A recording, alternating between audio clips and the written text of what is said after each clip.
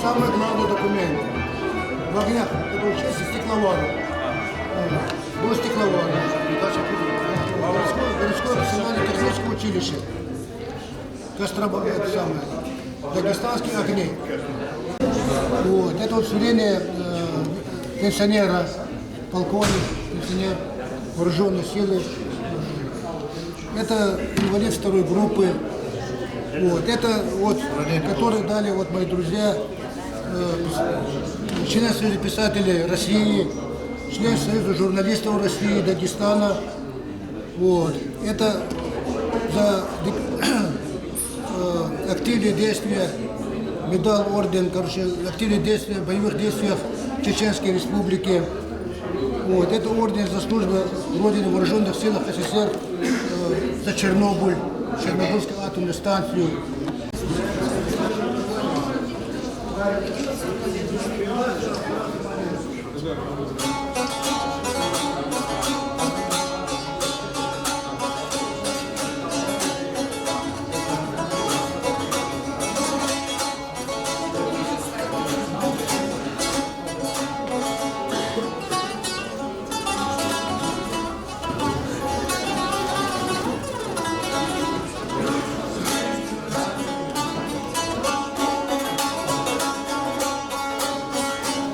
Во все времена молодежь воспитывалась на примерах подвигов своих отцов, дедов, прадедов, проявленных во время войны, как во время войны, так и в сложных жизненных ситуациях.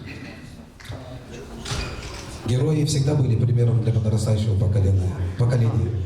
Обращаясь к молодежи, которые сидят в зале, хочу сказать, перед вами один из таких героев, чья жизнь для кого-то из вас может стать примером вашей дальнейшей жизни. Чтобы поддержать сегодняшнее наше мероприятие, к нам в зал Музей боевой славы пришли друзья виновника и городская интеллигенция и учащиеся. Вы на встрече с замечательным человеком, о котором один из талантливейших военных организаторов Дагестана, Советского Союза, назвал такие слова. Он дагестанский чернобылец номер 1. Ему суждено было стать офицером. В таких, как он, атлетически сложенных, дисциплинированных и исполнительных армия нуждалась всегда.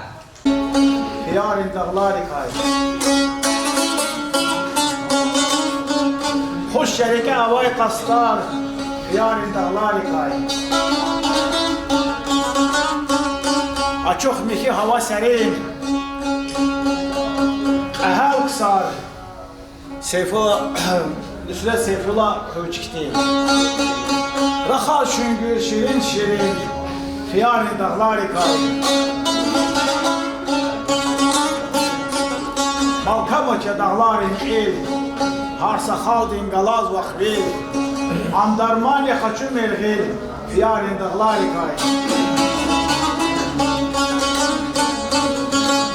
Kuba dağıya, dide vatan, anvesidir aşık şirin ay, mani da xoşemşir juvan, fiyarın dağları kay, fiyarın xalqari kay, fiyavayk ehel ruhayri kay. Sağ olun.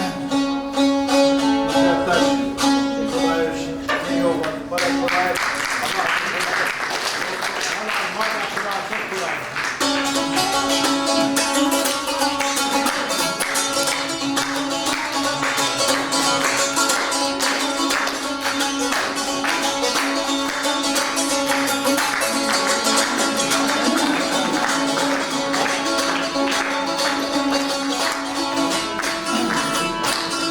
Vamos lá,